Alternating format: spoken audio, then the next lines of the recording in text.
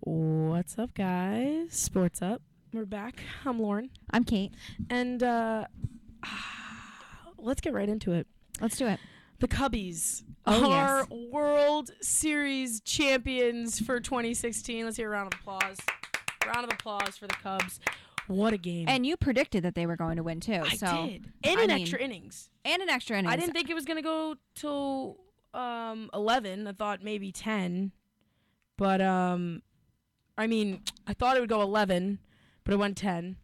Right. Yeah. So, but that's fine. It was still extra innings. Right. I really can't complain. And I found out last week that our good family friends, their sons went to the game. Did they really? They went to Game 7. I was like, I'm obviously so jealous because of being a sports fan in general. Was very, very jealous. But she was Mrs. Piper, shout out to you, that you sent us a very, very nice email today about, what it's like to grow up as a Indians fan and as turning into like a Cubs fan. So we're gonna read her email today. Mind you, it's a little lengthy, but you guys got to hear this from a family point of view. This is my first real point of view from a Cubs fan kind of thing.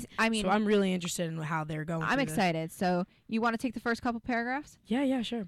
Okay, so she writes, "We are a family that really enjoys sports. It surrounds our lives. As a mother of 3 sons in their 20s, our world has revolved around sports, playing, watching, coaching, and I must admit that I must enjoy sports that our sons play: football, rugby, lacrosse, and volleyball. I enjoy watching and attending on occasional baseball games. Grew up in Cleveland, spent my graduate school and adult years in Chicago. Both have amazing teams that make for a fun afternoon. Family time, a walk down memory lane with my parents and siblings and husbands and sons. This year's been a different one. Baseball is something I have come to enjoy. Seems a little more engagement to the games by those around me. She got the fever, which I got when I was born.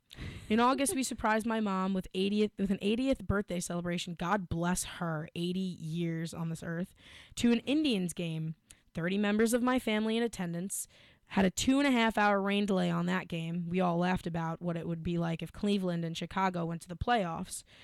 My husband's sons even wore Cubs gear to that Indians game. I took a big gulp when they came downstairs ready to go in the Indians game dressed in those."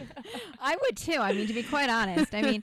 So fast forward a few short months later, and here we are, neck and neck, 2 teams, both my hometowns, fans all around me that were cheering for one or the other. But it was a different kind of rivalry, much more good-spirited, loads of fun.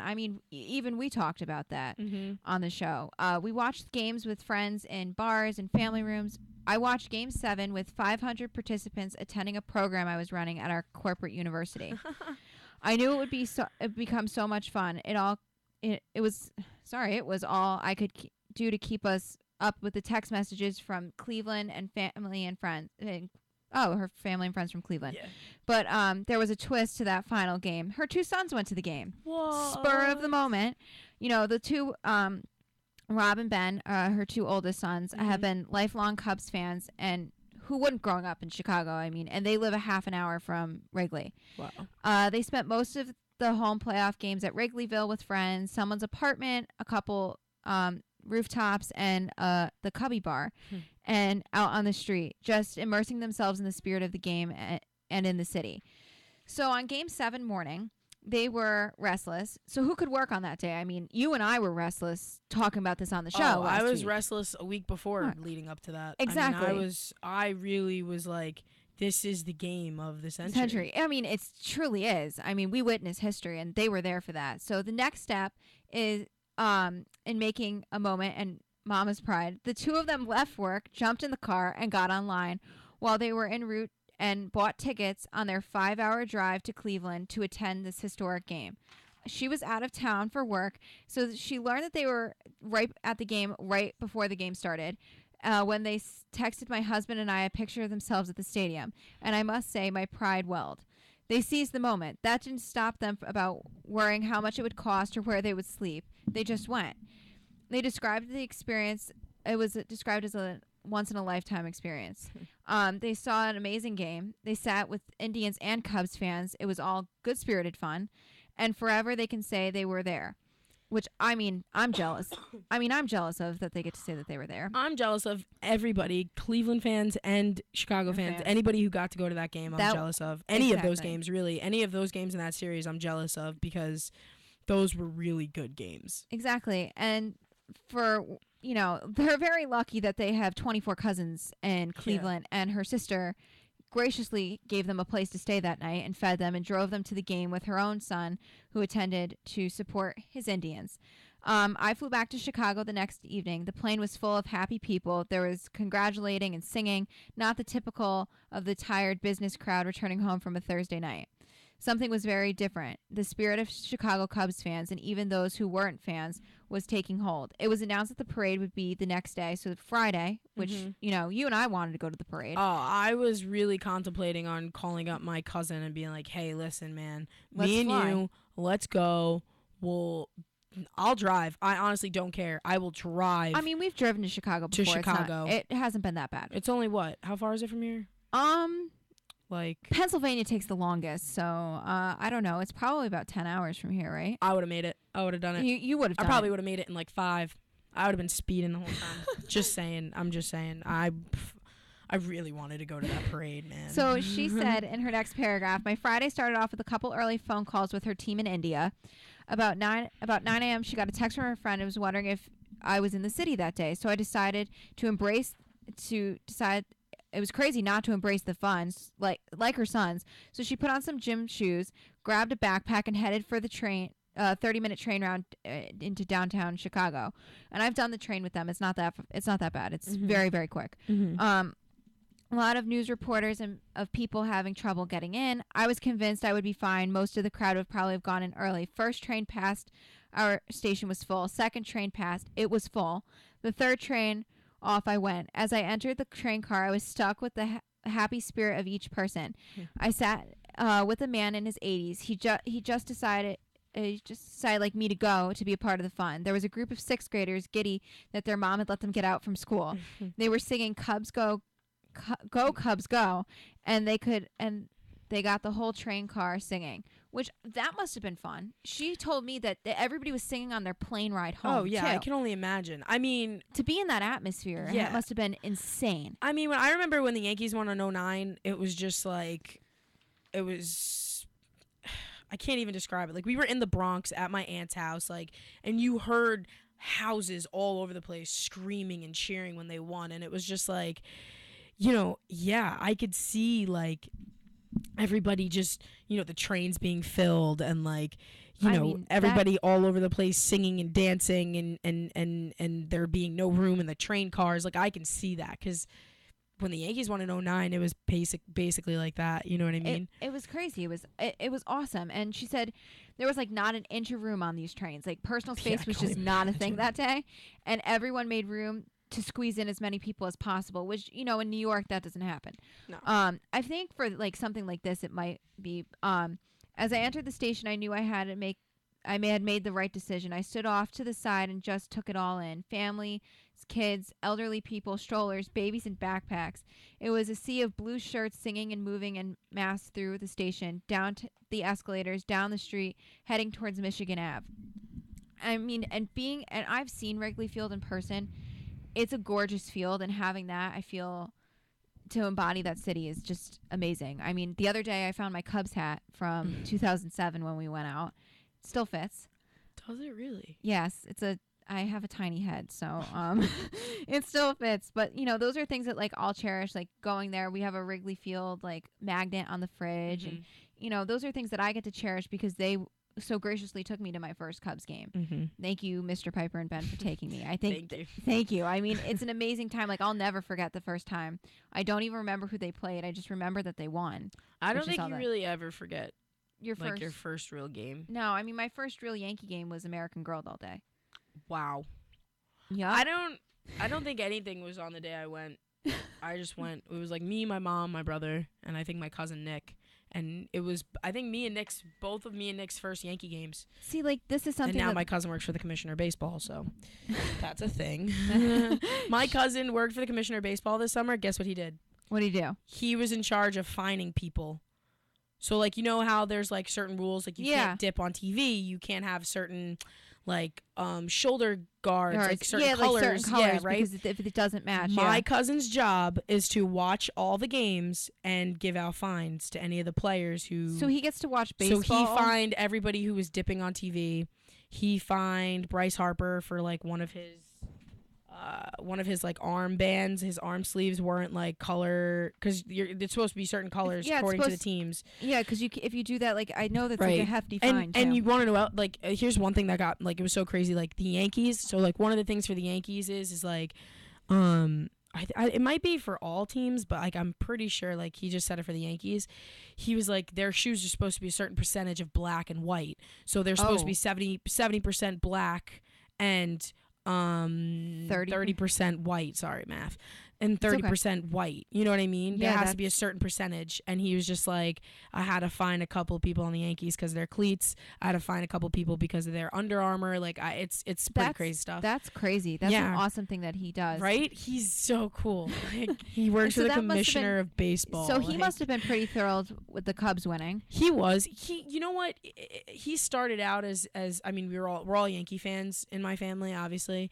And Growing up in New York. my I mom mean. was a Mets fan though before she met my dad, and my dad was like, in order for this to work, you're gonna have to be a Yankees See, fan. my dad's a Yankee fan, except my mom grew up a Mets fan. My mom Yeah. could care less about baseball, so she sort of just switched. Yeah, my mom was like, my mom too. She was just like, I'm really not even that big of a baseball fan, so it doesn't really matter to me. But like, if a guy ever came up to me and was like, listen, I'm I don't know. I'm trying to pick another team. Yeah, no, I got you. I'll choose basketball because baseball there's really only Mets and Yankees, and I like obviously I'm in love Yeah. with the Yankees, but like if the Mets are playing the Red Sox or something, I'm obviously gonna root for the Mets. Yes, you know because what I mean? cannot stand the Red exactly. Sox. It's kind of like Knicks and Brooklyn. Like, Exactly. You know what I mean? Like I'm gonna choose the Knicks over Brooklyn, but like, you know, Mm-hmm. I'll still root for Brooklyn. They're still a New York team. No, I gotcha on You that know? one. And then I know she said in the last, paragraph of what she sent me, she goes, I watched the parade from Michigan Ave. It was a beautiful sunny day. Chicago pride was everywhere. This is how life should be enjoyed. Happy people having fun together, no judgment, and making room for each other. It's a day and event I will always treasure. Absolutely. I mean, to be quite honest, I would always treasure that as well, because Oh yeah. that's something that you'll never get to experience again if they don't win. right. You lived in that moment, and that's amazing that you get to be a Cubs fan and live in this moment. Right. And the amount of Cubs stories that came out about, a 108-year-old woman Yeah. rooting from Yeah. her home in New Hampshire. Like, those are things that like just make your heart happy, and Yeah. especially with everything that's been going on the last week. Right. This is something that I can come back to and say, wow, I Right. mean, I witnessed history watching this game. Exactly. And no other team has gone that long without Without- winning a title like that. So it's just kind of like, I don't think there's any other city more deserving. I don't think there's any other team more deserving. I mean, yeah, the Exactly. Indians and The and Indians Cleveland. did, but were you deserving, guys but- got like your Cavaliers won this year, so, So you're- like, you should be can happy take with that that. championship.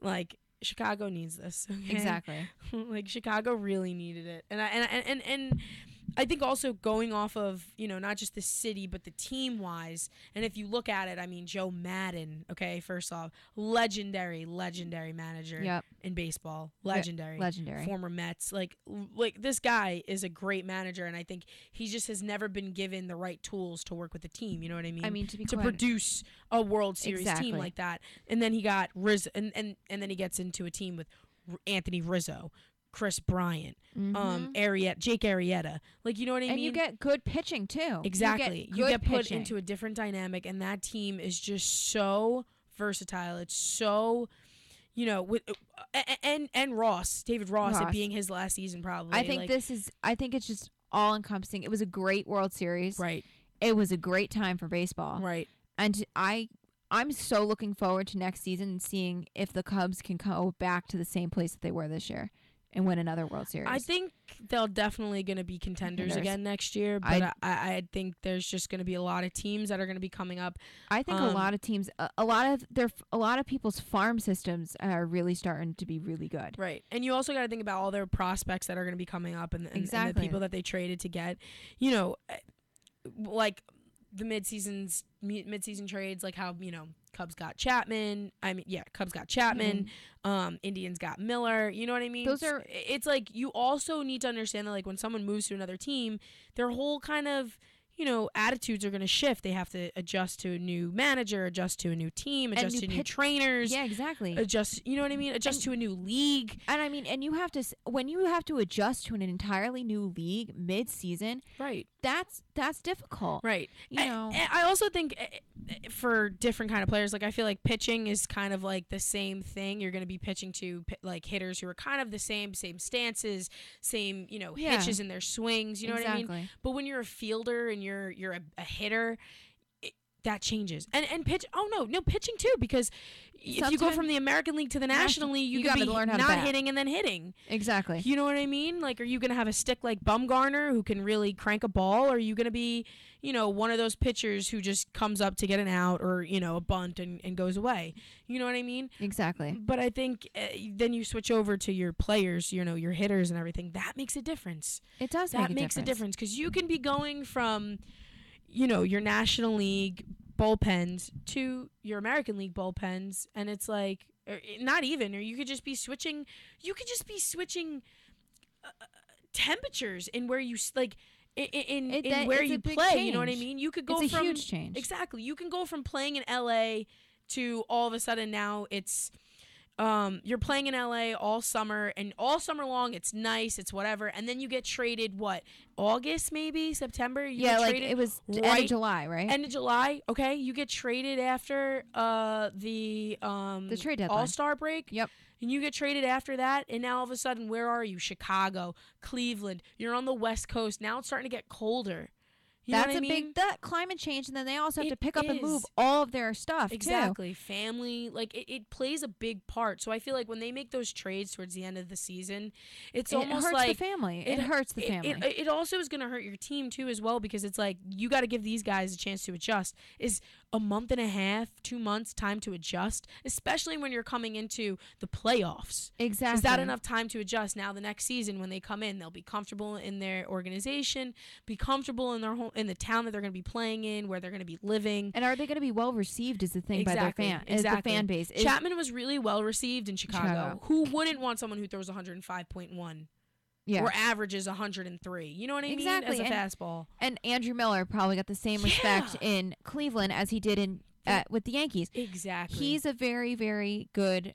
Both of them individually were great pitchers, and they really helped them both in the series. And I think that's something that it came down to the players. It came down to the fan bases and how excited each of the fan bases were. And we were so lucky enough that, we got a firsthand witness story of people going to the games and what was the atmosphere like in Chicago? Because obviously from New York, we're not going to know. Right. And so it was great to have that. No one's going to know. Other city is going to know the way Chicago feels other than Chicago. Because no other team has gone.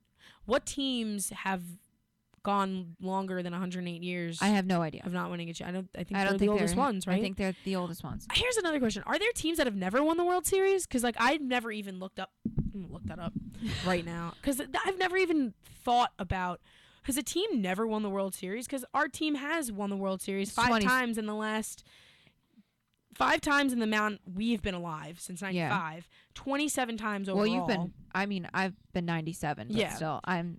Right. You missed you missed probably the 2 greatest seasons, 95 and 96. And 96 Yankees are my favorite team ever. Ever. They had the greatest lineup, everything. I can go on and on about the Yankees, but we're not going to do that. World Series. Let's see.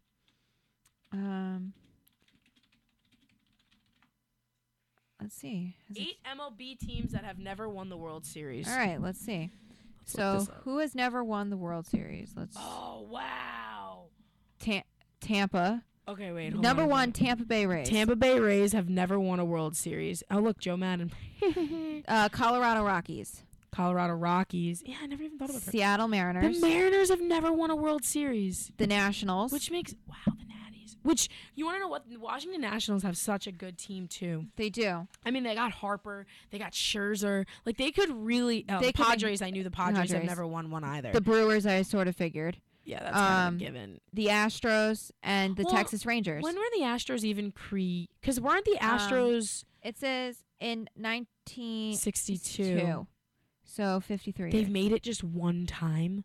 Yep. And that was in 05. Oh, yeah, when their rotation was, listen to who their rotation was. Roy Oswald, Andy Pettit, and Roger Clemens. Exactly. And you're telling me that you had those three pitchers and you can't win your a World rotation was that and you couldn't win a World Series. That's a problem. And then the Texas Rangers are the last ones as well. Oh yeah, the Rangers. So those are the Rangers 8. have such a good team. So those are still teams that like have been around for a while that just haven't gotten, that still have long droughts. Yeah. But not as long as the Cubs. I do feel the Cubs were very deserving of the World Series, and I am so happy for the city of Chicago. Oh yeah, I think the team, the manager, and the city needed that. They did. So, I mean, I think that's something that that people are going to be able to hold in their hearts forever. Is that they witnessed history being made and a 108-year drought that went completely gone with extra innings in Game 7. Exactly. And I think that's something that I'll as a fan of baseball, that's one of the highlights of probably my year this year. The Cubs winning. Yeah. If someone would have came up to me in February and said, "Listen, man, Cubs are gonna win it," I probably would have been like, "Absolutely yes," because even from spring training, I was like, when people were talking about, of course, I wanted the Yankees to win. Yeah, but we all obviously is. But it was kind of like when the Cubs were winning and they were on, and it was like they had 70 wins and they had 80 wins, and then they got to 90 wins, and I'm like, they're going. They're gonna make 100 wins. They're gonna make 100 wins, and they did. They went over. So I mean, what they had 103, 105 regular season wins. That's insane. And it's crazy. And it's also kind of like if you're a team that has over 85, 90 wins in a season and you're going to the World Series, you better put up a fight.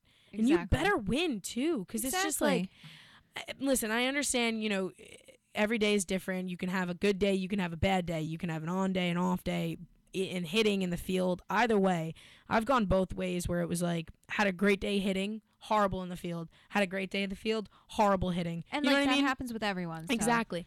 But like, I think there's no other city, no other team, no other manager really. I'm looking at it as a manager point of view because I love Joe Maddon. He's a great manager. Joe Maddon is an unbelievable manager. He has such an atmosphere in the dugout with his players. He has a way of the game.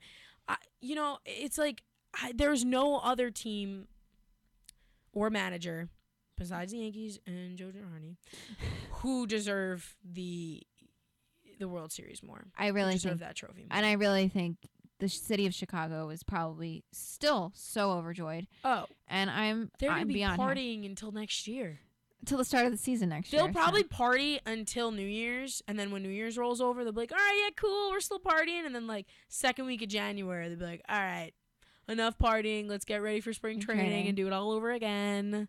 Exactly. I'm telling you, man, next year is going to be big competition. I think next year throughout the entire major league is going to be very difficult competition. I don't think the Yankees are going to be well this year. I think next year and the year after that. I think once they start bringing up all the farm team kids, I think that's when it's going to really start to hit. Yeah, exactly. So. Well, that's all the time we had today. We wanted to talk about the World Series. Next week, we'll be talking about the NFL probably. Might bring in a rugby expert because we want some people to learn about rugby too. Exactly. It's been a great day, and I hope to see you guys next week. I'm Lauren. I'm Kate. And this is Sports Up.